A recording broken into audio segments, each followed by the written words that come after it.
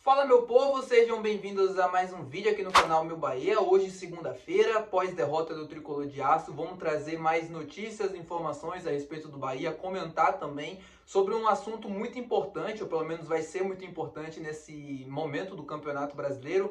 Vai abrir a janela de transferências em julho e no vídeo de hoje tem notícia e informação exclusiva aqui do Meu Bahia sobre o volante Flávio, que despertou interesse do Bahia no início do ano e de outras equipes também do futebol brasileiro e também do futebol internacional. Para quem ainda não me conhece, meu nome é José Victor, sou produtor de conteúdo aqui do Meu Bahia e eu já conto muito com o teu like no início desse vídeo para que você ajude o canal e, consequentemente, o nome do Esporte Clube Bahia, faz com que o YouTube entenda que isso aqui é um conteúdo relevante. Peço também que você se inscreva aqui no canal para você ajudar aqui a gente a chegar a 5.000 inscritos e também fazer parte dos nossos conteúdos. Tem um botão aqui grandão escrito inscrever-se, clica aí, ativa o sininho para ajudar o canal e vem fazer parte aqui desta comunidade do Meu Bahia. E já vamos começar o vídeo para a gente não perder tempo, primeiro falando sobre o volante Flávio e depois sobre o que deve ou não acontecer na janela de transferências do Bahia. Primeiro sobre o Flávio.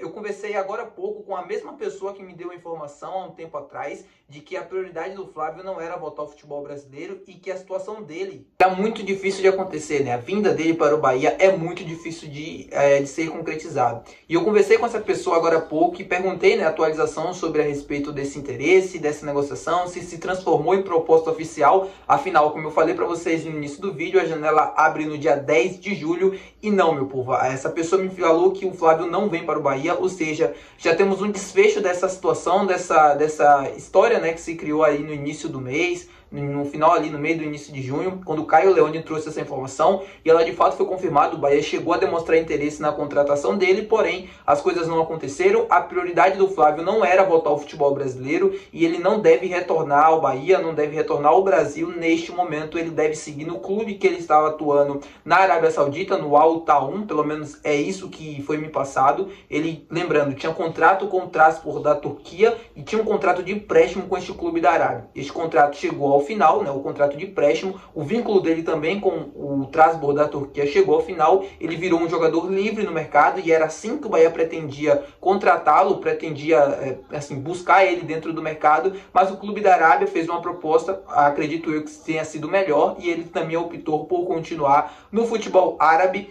jogando fora do país. Era a prioridade dele desde o início, eu trouxe aqui para vocês, eu conversei com uma pessoa muito próxima, né, faz parte do staff do Flávio, e ele me falou, né, que se o Bahia quisesse ter o jogador, teria que fazer uma proposta bem melhor, bem superior ao clube da Arábia Saudita ou de qualquer outro clube que tenha oferecido um contrato para ele fora do Brasil. Ele chegou a ser alvo, né, de clubes da Turquia, mesmo país onde ele já tinha um contrato com o Trabzonspor e também da Arábia Saudita. E para quem não conhece ou para quem não acompanhou, o Flávio fez uma das melhores temporadas da carreira, se não a melhor, jogando na Liga Saudita. Ele foi com certeza um dos principais destaques da equipe, que conseguiu vaga, né, para disputar um campeonato internacional, um campeonato continental lá na Ásia. Ele teve 32 jogos, ele começou, né, em 32 jogos, foi titular nas 32, jogou praticamente os jogos completos, e tem 39 minutos, né, como média disputadas durante os jogos. E eu vou colocar os dados dele aqui na tela para vocês verem. Ótimos números também defensivos, mas não deve reforçar o Bahia. Eu acho que se viesse seria uma boa opção para o segundo tempo, para o decorrer da temporada. A gente está vendo o quanto esse elenco do Bahia ele é pequeno, ele é escasso de opções e é carente em algumas posições.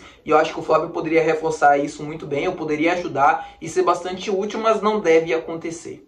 Vamos falar agora mais sobre o que deve acontecer também dentro da janela de transferências, aproveitar esse assunto, né, sobre o Flávio e tudo mais que a gente está aqui conversando. Eu quero falar uma coisa para vocês, pelo que eu consegui apurar também, até de outros colegas aqui que já comentaram e já falaram diversas vezes. Eu trouxe para vocês e, assim, que caso acontecessem saídas, o Bahia iria fazer reposições no mercado. Dias depois, o Cadu Santoro foi para a coletiva de imprensa apresentar o Iago Borducci e confirmou isso do que eu falei. O Bahia está muito atento e segue muito atento no mercado para fazer reposições caso aconteçam saídas. E o que eu trago de novo para vocês desde aquele dia até agora é de que de fato saídas devem acontecer. Pelo menos a tendência é essa, de que a gente deve ter jogadores saindo do Bahia. A gente já trouxe informações aqui do Iago Felipe, a gente já trouxe informações do Rafael Ratão, do próprio Marcos Vitor, que despertou interesse recentemente do Sport, do Cicinho também. Todos esses jogadores receberam consultas, interesses, sondagens de outros clubes, e a tendência é que as saídas devem acontecer.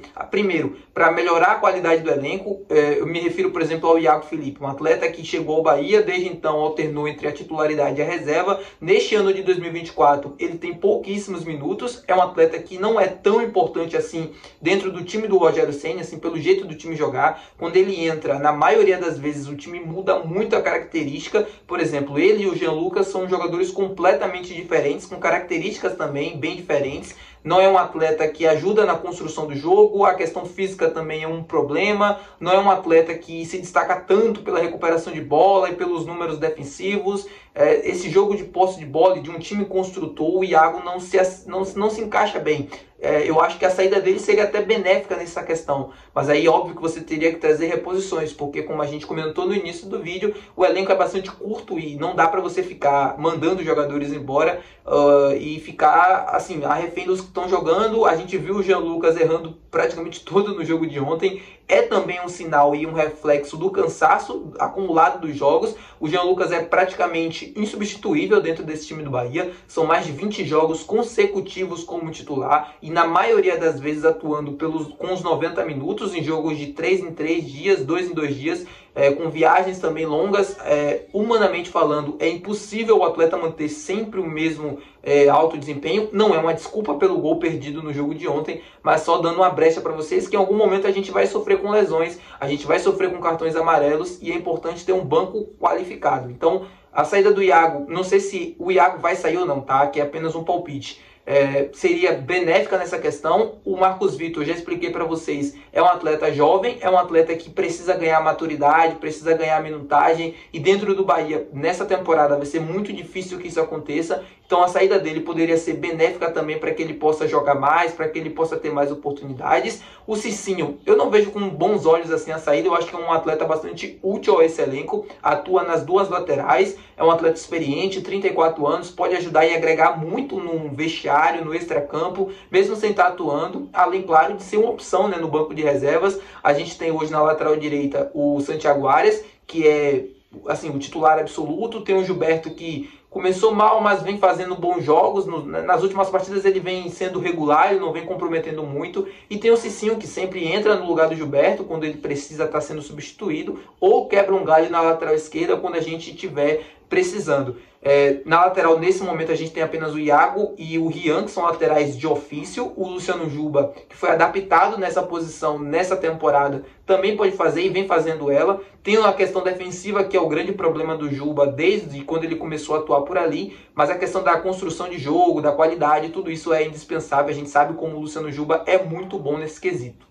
Essa janela vai ser importantíssima para o Bahia, assim, para mostrar ambição, qualquer coisa do tipo dentro do campeonato. A gente precisa se reforçar e se reforçar com qualidade. O campeonato está aí na porta, a gente hoje é o 5º colocado, apesar da derrota de ontem, das diversas críticas justas sobre o time e sobre o comportamento na partida de ontem, mas o Bahia é o atual 5º colocado, briga diretamente pela Copa Libertadores da América, seja via G6 ou via G4, e a gente precisa se reforçar e precisa ter jogadores de qualidade. Eu não sei quais posições isso deve acontecer, mas é óbvio que o Bahia segue atento no mercado, é óbvio que se surgir uma oportunidade muito boa, o clube deve estar atento. Eu trouxe recentemente a informação do Eric Puga, do Bruno, que também tem um canal aqui no YouTube e que fala de futebol.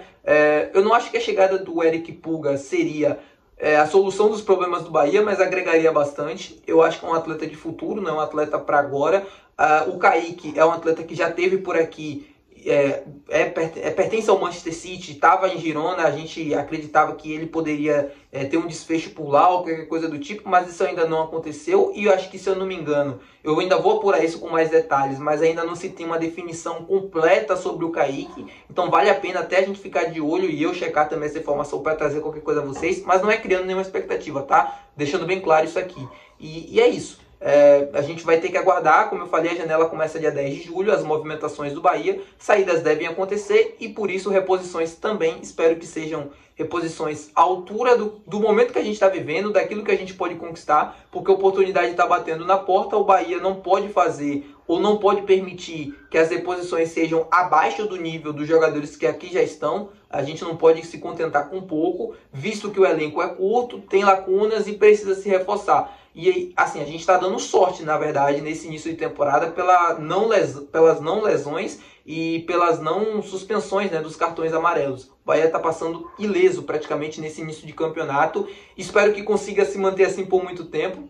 Tudo isso também é um fruto, né, do trabalho interno da fisiologia e tudo mais. Espero que o Bahia consiga se manter sem lesões ou sem lesões graves, para que a gente possa seguir contando com quase todo mundo até o final do campeonato, que vai ser difícil, mas que a gente consiga manter isso por muito tempo e até o final, até conseguir criar uma gordura ou até conseguir se colocar de vez na briga pela Copa Libertadores. Estamos nos aproximando do final do primeiro turno, faltam 12 pontos para acabar o primeiro turno, né? A gente vai ter o Atlético Paranaense fora, vai ter o Corinthians, o Cuiabá, Corinthians, se eu não me engano, o Atlético Goianiense jogando fora de casa, para fechar esse primeiro turno e a gente conseguir trazer esses pontos para casa, tá bom? É isso, espero que vocês tenham gostado do vídeo. Muito provavelmente deve sair mais um vídeo aqui no canal, então não se esqueça de deixar o teu gostei, não se esqueça de se inscrever também para me ajudar aqui a chegar a 5.000 inscritos, como eu estou falando com vocês. Falta menos de 400 pessoas, né? Menos de 500 pessoas para isso. Eu conto muito com o teu apoio, tá muito perto, tamo junto, valeu e até o próximo vídeo.